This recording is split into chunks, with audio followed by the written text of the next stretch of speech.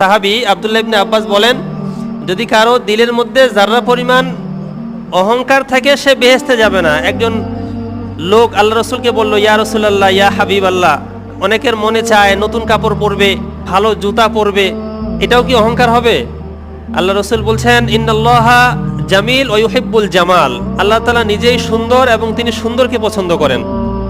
একজন নতুন জুতা সেটা তার কাছে ভালো লাগছে, মানুষকে অহংকার দেখানোর জন্য না, তার কাছে ভালো লাগছে এই জন্য সে পরছে, আল্লাহ এই পরাটাকে পছন্দ করে। একজন একটা নতুন জামা তার কাছে ভালো লাগছে, অহংকার দেখানোর জন্য না, সে পরলে ভালো লাগবে, এই দৃষ্টিকোণ থেকে সে পড়ছে, আল্লাহ তাআলা এই ভালো লাগাকে পছন্দ করে।